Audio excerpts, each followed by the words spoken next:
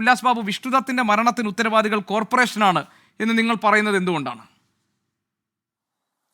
അല്ല, അതിൽ ഗോപികൃഷ്ണൻ, നമ്മളൊരു കാര്യം മനസ്സിലാക്കേണ്ടത്, ഇതിലിപ്പോൾ CPM BJPയെ കുറ്റപ്പെടുത്തിയുണ്ട്, BJP CPMനെ കുറ്റപ്പെടുത്തിയുണ്ട്, കോൺഗ്രസിനെ BJP CPMും പരസ്പരം അങ്ങോട്ടും ഇങ്ങോട്ടും കുറ്റപ്പെടുത്തി, കോൺഗ്രസ് BJPനെ CPMനെ കുറ്റപ്പെടുത്തലല്ല അതിനകത്ത്. നമ്മളൊരു കാര്യം മനസ്സിലാക്കേണ്ടത്, നമ്മൾ ഒരു അധികാരത്തിലിരിക്കുന്ന സമയത്ത് അത് ഏത് രാഷ്ട്രീയ പാർട്ടി ആയിക്കോട്ടെ, അത് BJP ആയിക്കോട്ടെ, കോൺഗ്രസ് ആയിക്കോട്ടെ, CPM ആയിക്കോട്ടെ, ആ അധികാരത്തിലിരിക്കുന്ന വ്യക്തികളെ സംബന്ധിച്ചിടത്തോളം കുറച്ച് കാഴ്ചപ്പാട് ഉണ്ടാവണം. അത് പൊതു ആവശ്യത്തിന് നല്ലതാണ്.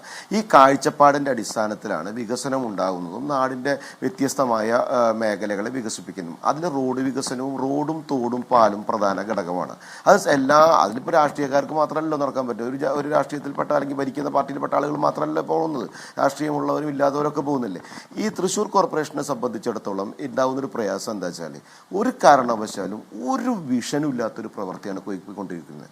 ഇപ്പോൾ MG റോഡ് പോട്ടെ, ഇനി ഒരു കുറുപ്പ റോഡ് ഉണ്ട് അവിടെ. നിങ്ങൾ ആലോചിച്ച് നോക്കണം. ഇതിപ്പോൾ ഗോപികൃഷ്ണൻ്റെ 24 വിളിച്ചിട്ട് ആ കുട്ടികളോടൊന്ന് പോകാൻ പറയും. നിങ്ങൾ തന്നെ റിപ്പോർട്ട് ചെയ്തിട്ടുണ്ടായിരുന്നു. അവിടെ ഒരു 1.5 അടിക്ക് കോൺക്രീറ്റ് ചെയ്ത് പൊന്തിച്ചിട്ടുണ്ട് ഒരു road, Kurup road to Kurukkanchery. വലിയ പദ്ധതിയായിട്ട് അവർ കൊണ്ടുവന്നതാണ്.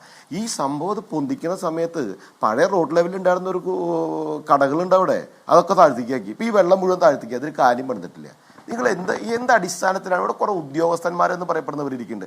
അവരെ കാര്യങ്ങൾ കൈകാര്യം ചെയ്യാൻ ഇവിടെ അധികാരത്തിലിരിക്കുന്ന ഭരണകർത്താക്കൾക്ക് അതിനുള്ള ബാധ്യതയില്ല. ഇപ്പോൾ ഒരു പയ്യൻ മരിച്ചു, സമരം നടത്തി, അവിടെ പ്രകടനം നടത്തി, സമരം നടത്തി, പോലീസ് അറസ്റ്റ് ചെയ്തു, കേസെടുത്തു. അതുകൊണ്ടായില്ലല്ലോ. ആ കുടുംബത്തിന് ആ കുട്ടി നഷ്ടപ്പെട്ടു. ആ അമ്മയെ ഞാൻ മെഡിക്കൽ കോളേജിൽ പോയി കണ്ടത് ആളാണ് ഞാൻ ഇന്ന്. നിങ്ങൾ മനസ്സിലാക്കണം, തലയുടെ ബാക്കിൽ വലിയൊരു കുഴിയായിട്ടാണ് കിടക്കുന്നത്. കോമ സ്റ്റേജിൽ അമ്മ കിടക്കുന്നത്. റിബുകൾ മുഴുവൻ പൊട്ടി.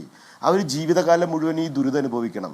ഈ കുഴി ചെറിയതല്ലാന്ന്. ഇവിടുത്തെ ഒരു MG റോട്ടത്തെ വിഷയമല്ല, അവിടുത്തെ സകല ഡിവിഷനിലും. ഷാജൻ ചേട്ടൻ സ്വാഭാവികമായിട്ട് അവിടെ ഉണ്ടല്ലോ. ഷാജൻ ചേട്ടനോട് ചോദിച്ചു നോക്കൂ, യാഥാർത്ഥ്യം ചോദിച്ചു നോക്കൂ. എല്ലാ ഡിവിഷനിലും ഈ പ്രശ്നം. ഇനി പോയിക്കോട്ടെ, വേറെ ഏത് റോഡുകളിലേക്ക് കടന്നാലും കേരളത്തിൽ മൊത്തം അങ്ങനെയില്ല. ഇപ്പോൾ ഞാൻ നിങ്ങളുടെ സ്റ്റുഡിയോയിലേക്ക് വരാനായിട്ട് അരമണിക്കൂർ വൈകി. എന്താ കാരണം? ഈ ഹൈക്കോടതിയിൽ അവിടെ നിന്ന് ഈ ദൂരം വരെ എത്താനായിട്ട് ആകെ 2-3 കിലോമീറ്ററേ ഉള്ളൂ. എത്ര സമയം എടുത്തു? 1 മണിക്കൂറോളം എടുത്തു. 5 മണിക്കൂർ യാത്ര ചെയ്തിട്ടാണ് ഞാൻ തൃശ്ശൂരിൽ നിന്ന് എറണാകുളത്ത് എത്തിയത്. 5 മണിക്കൂർ യാത്ര ചെയ്തിട്ട്. നിങ്ങൾ ആലോചിച്ചു, ഇനി തിരിച്ച് 5 മണിക്കൂർ യാത്ര ചെയ്യണം. അപ്പോൾ 10 മണിക്കൂർ ഒരു ദിവസം യാത്ര ചെയ്യുക. എറണാകുളത്ത് വന്ന് എന്തെങ്കിലും കാര്യം നടത്തി പോകണമെന്നുണ്ടെങ്കിൽ തൊട്ടപ്പുറത്തല്ലേ, 1.5 മണിക്കൂർ 2 മണിക്കൂർ വരേണ്ട സ്ഥലമല്ലേ. അപ്പോൾ ഈ റോഡുകൾ മുഴുവൻ തോടുകളാവുക, റോഡുകൾ മുഴുവൻ കുഴിയാവുക. അത് ഒരു കാരണവശാലും അധികാരത്തിലിരിക്കുന്ന, അത് സർക്കാരായിക്കോട്ടെ, പഞ്ചായത്തായിക്കോട്ടെ, കോർപ്പറേഷൻ ആയിക്കോട്ടെ, അതിന്റെ കീഴിൽ പ്രവർത്തിക്കുന്ന ഈ എഞ്ചിനീയർമാർ, ഉല്ലാസ് ബാബു, ഞാൻ ഒരു കാര്യം ചോദിച്ചിട്ട്, ഇപ്പൊ താങ്കൾ പറഞ്ഞതുപോലെ ഇതില് രാഷ്ട്രീയത്തിനപ്പുറത്ത് ഭരണ നേതൃത്വത്തിലിരിക്കുന്ന ആളുകളുടെ അവരുടെ ദീർഘവീക്ഷണം, അവരുടെ ഉത്തരവാദിത്വം, ഇതൊക്കെയാണ് ഇതിലൂടെ പ്രകടമാകേണ്ടത്. ശരിയാണ്.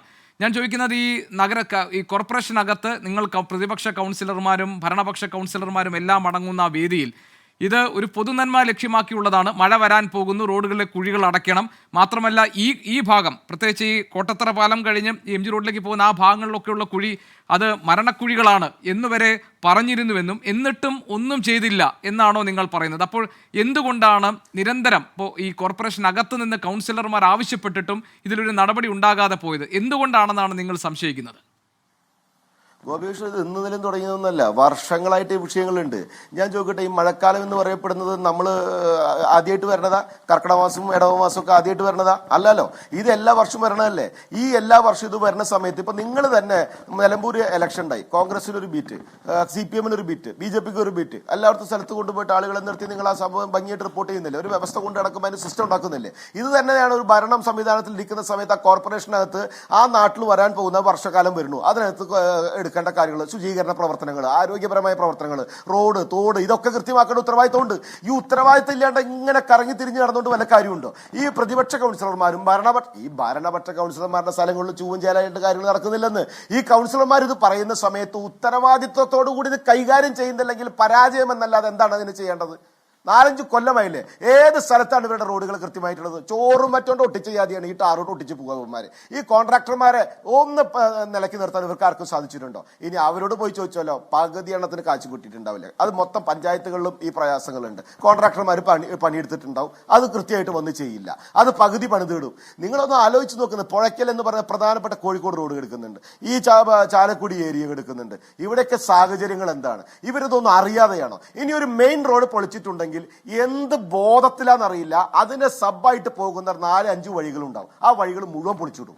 അപ്പൊ ഇവർക്ക് ഈ ഉത്തരവാദിത്തപ്പെട്ട ഉദ്യോഗസ്ഥർക്ക് ഇതേ ഒരു മെയിൻ വഴി പൊളിക്കുന്ന സമയത്ത് തൊട്ടപ്പുറത്ത് കൂടെ പോകാനും ഇപ്പുറത്ത് കൂടെ പോകാനും സാഹചര്യം ഉണ്ടെങ്കിൽ അതും ഓടി വന്ന് പൊളിക്കുന്ന ഒരു സാഹചര്യം ഉണ്ടാവുന്ന സിസ്റ്റം എന്താ ഇതെന്താ ഇത്ര കാലമായിട്ട് ഇതുവത്തെ. ഇനി ഒരു ടാർ ഇട്ടു നോക്കിയാ പിറ്റേ ദിവസം കൊണ്ടുവരും, ഒരു കുട്ടി JCB കൊണ്ടുവരും, അല്ലെങ്കിൽ 4 മറ്റേ പിക്കാസും കൊണ്ടുവരും, അത് നേരെ നടുമുളിക്കും. അപ്പൊ അത്രയും നേരം ഇല്ലാത്ത ഒരു പൈപ്പും കൊണ്ട് ഇവ കൊണ്ടുവരും. അപ്പൊ പൈപ്പ് ഈ ഉദ്യോഗസ്ഥന്മാർ അവർക്ക് മാത്രമല്ല ശ്രീ ഉല്ലാസ് ബാബു, ഇപ്പൊ ഞാൻ പറഞ്ഞത് ഇതിൽ രാഷ്ട്രീയം മാറ്റി നിർത്തി കഴിഞ്ഞാൽ ഈ പെരും മഴയത്ത് റോഡിന്റെ കുഴി അടയ്ക്കുന്നത് നമുക്ക് കാണാം. അതായത് മഴ വളരെ അപ്രതീക്ഷിതമായിട്ട് ഇതുവരെ സംഭവിക്കാത്തത് ഇപ്പോൾ സംഭവിക്കുന്നത് പോലെ. ഇത് തൃശ്ശൂർ മാത്രമല്ല, ഇത് എല്ലാ സ്ഥലവും. ഇപ്പൊ കാരശ്ശേരി മാഷക്കാരനെ പറ്റി പറഞ്ഞു ഞാൻ.